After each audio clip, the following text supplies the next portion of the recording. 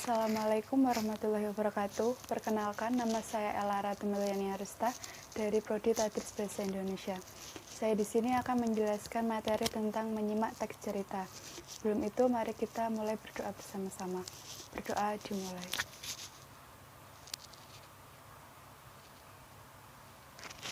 Selesai. Hari ini saya akan menerangkan materi tentang menyimak teks cerita. Menurut Henry Guntur Tarigan, menyimak adalah suatu proses yang mencakup kegiatan bahasa, mengidentifikasi, menginterpretasi, menilai, dan mereaksi atas makna yang ada di dalamnya. Menyimak teks cerita berarti kita memahami isi dalam cerita tersebut. Bisa dengan cara membaca teks cerita, mendengarkan orang membaca teks cerita, atau kita menonton sebuah cerita. Di dalam teks cerita ada yang namanya tema, tokoh atau penokohan, alur, latar, dan amanat. Yang pertama, ada tema. Tema merupakan gagasan pokok dari sebuah cerita.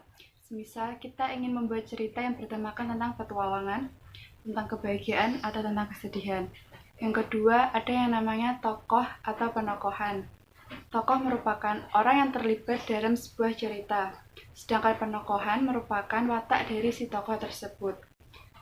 Pewataan yang selalu ada dalam sebuah cerita adalah antagonis dan juga protagonis. Yang ketiga, ada alur. Alur merupakan rangkaian sebuah jalannya cerita. Alur dibedakan menjadi 3, ada alur maju, alur mundur, dan juga alur campuran. Yang keempat ada latar. Latar juga dibedakan menjadi 3. Yang pertama, latar tempat, menunjukkan tempat di mana saja yang ada dalam sebuah cerita. Latar waktu, menunjukkan waktu dalam sebuah cerita. Dan yang terakhir, latar suasana, yang menunjukkan bagaimana suasana dalam cerita tersebut. Yang terakhir, yang kelima, ada amanat. Amanat merupakan pesan moral yang ingin penulis sampaikan kepada pembaca atau penonton. Saya akan memberikan satu video contoh cerita dongeng, silakan nanti disimak, dan di akhir video akan ada pertanyaan yang harus dijawab. Dahulu kala, tinggal seorang gadis cantik bersama 2 orang kakak dan ibu tirinya. Sejak ayah kandungnya meninggal, ia diperlakukan seperti seorang pembantu. Disuruh mengepel, mencuci, memasak, mengerjakan semua pekerjaan rumah sendirian tanpa dibantu. Meskipun begitu, Cinderella tetaplah seorang gadis yang baik hati. Ia tetap menyayangi kedua kakak dan ibu tirinya.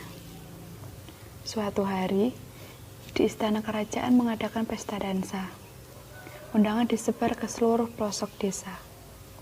Pesta dansa itu bertujuan untuk mencari gadis yang akan menjadi permaisuri sang pangeran. Mendengar kabar gembira tersebut, kedua kakak Cinderella itu sangat bahagia. "Ibu, tolong pilihkan gaun yang paling bagus untukku," ujar kakak sulungnya. "Aku juga, Bu. Belikan aku gaun yang baru.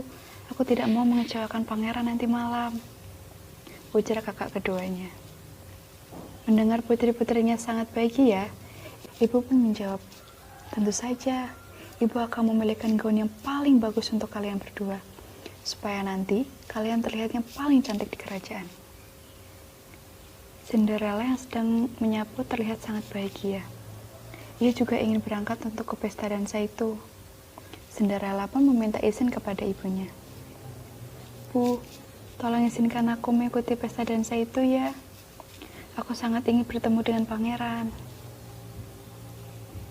ucap Cinderella. Tetapi sang ibu tidak menyukai itu. Dia malah memarahi Cinderella. "Tidak boleh. Kamu di rumah saja. Masih banyak pekerjaan rumah yang belum kamu selesaikan." Mendengar itu, Cinderella sangat sedih. Dan akhirnya, hari pesta dansa itu pun tiba. Ibu dan kedua kakak tirinya sedang bersiap-siap untuk berangkat. Sedangkan Cinderella, dia hanya bisa merenung di balik jendela. Dia merasa sedih. Dia tidak bisa bertemu dengan pangeran. Ketika Cinderella sedang bersedih, tiba-tiba ada suara yang terdengar. Tenang Cinderella, kamu akan berangkat ke pesta itu. Aku akan membantumu. Cinderella pun terkejut. Kamu siapa? Tanya Cinderella. Aku adalah peri pelindungmu. Aku yang akan membantumu untuk datang ke pesta itu. Dan dengan membaca mantra, sang peri itu pun mengubah Cinderella menjadi gadis yang paling cantik. Dia memakai gaun yang bagus, riasan wajah sangat cantik, dan tidak lupa sepasang sepatu kaca yang indah sekali. Akhirnya Cinderella pun merasa senang, dan dia berterima kasih kepada peri itu. Terima kasih peri, tapi aku bingung bagaimana cara aku sampai sana. Kamu tidak usah khawatir Cinderella, ucap sang peri. Dan tiba-tiba kereta pun datang dengan 2 pengawalnya. Sebelum Cinderella berangkat, Ibu Peri ingin menitip pesan kepada Cinderella. Ingat Cinderella, sihirku ini tidak bertahan lama, hanya sampai tengah malam nanti. Jadi, sebelum tengah malam, kamu sudah harus pulang, karena semuanya akan berubah seperti semula. Cinderella pun mengangguk dan dia pergi ke pesta dansa. Sesampainya di pesta dansa, semua orang terkagum melihat kecantikan Cinderella. Bahkan, ibu dan kedua kakak tirinya pun tidak bisa mengenali dia di sana. Pangeran dan Cinderella mulai berdansa bersama. Tapi, di tengah-tengah pesta dansa, lonceng tengah malam berbunyi. Dan Cinderella harus segera pulang. Maafkan aku, Pangeran. Aku harus segera pulang saat ini.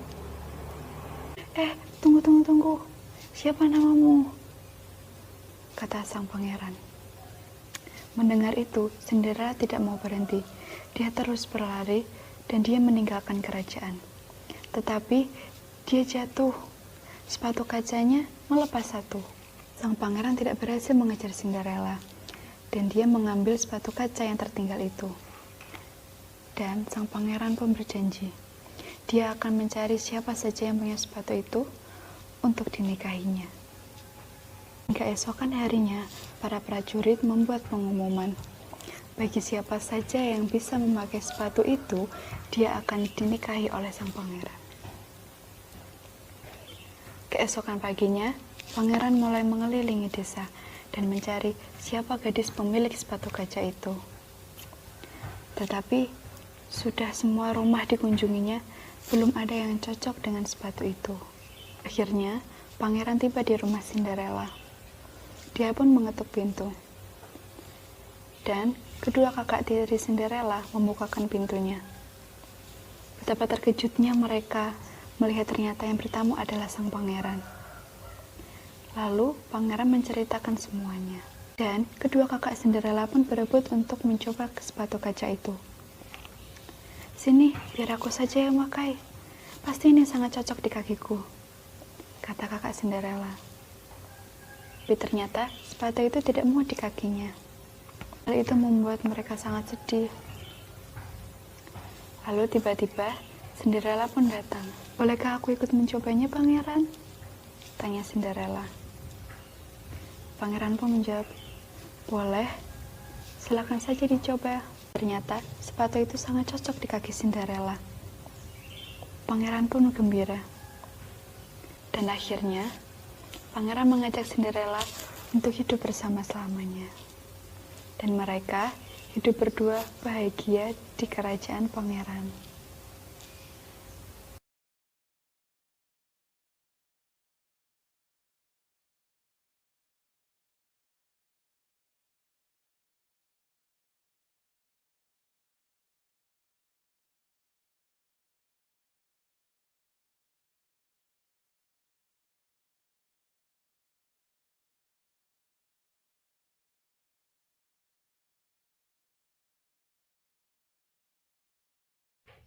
Sekian pemaparan materi dari saya, kurang lebihnya mohon maaf. Wassalamualaikum warahmatullahi wabarakatuh.